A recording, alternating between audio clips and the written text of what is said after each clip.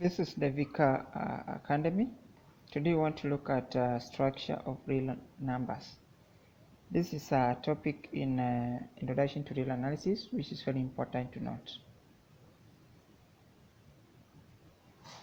Structure of real numbers is sometimes we call it topology of real numbers. So structure and topology of real numbers mean same in this situation.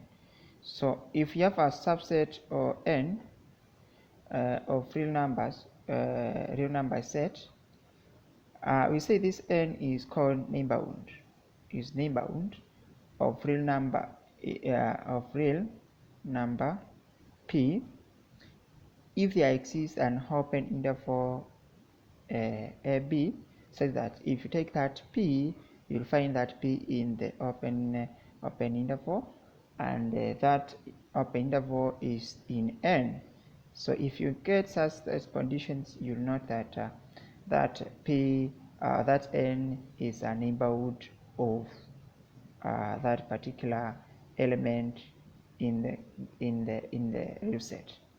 So you have in n from the real set, which is a subset of the real set, and we call it that sum set, which is a set in this manner, a neighborhood of a given real number p. If you find that if you give a given interval mb, you'll find that where that p is in that interval, you find that that interval is subset of n. Is a subset of n. So that means n is superset of n of AB of MB of the open interval.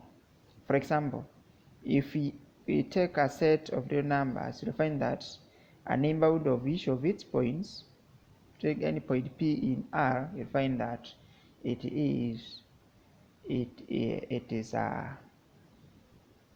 neighborhood. It has a neighborhood of each, is a neighborhood of each of its points, since the condition here is true. The condition is true. So for neighborhood to appear, this condition is key. That's a p in the interval, and this interval now is in the set.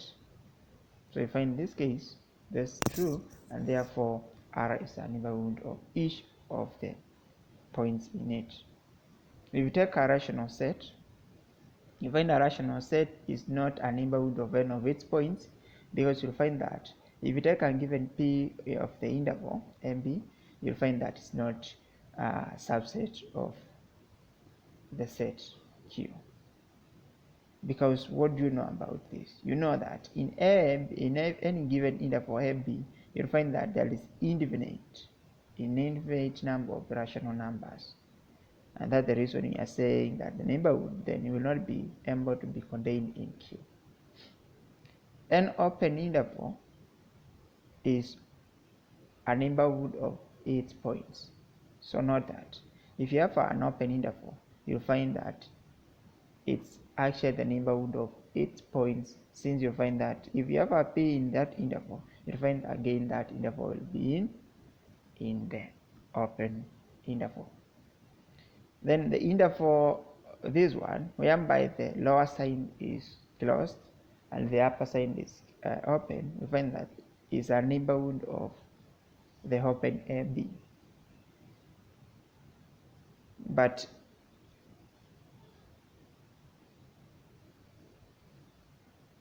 this neighborhood here will be only for B, but A will not be a neighborhood of A because it's closed. And same thing happens in this. So here A is a neighborhood, we'll have neighborhood, but B will not be the neighborhood of that. This will have no neighborhood because it's closed up, upper side. It's closed upper side. Okay, if you talk, we talk of natural set and integer set, you'll find that they are not neighborhood of n of itself. So either of these are not neighborhood of n, because this goes to other side.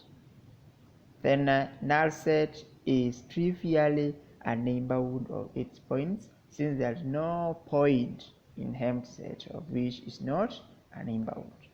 You'll find that there will be a point P in it which is still in what?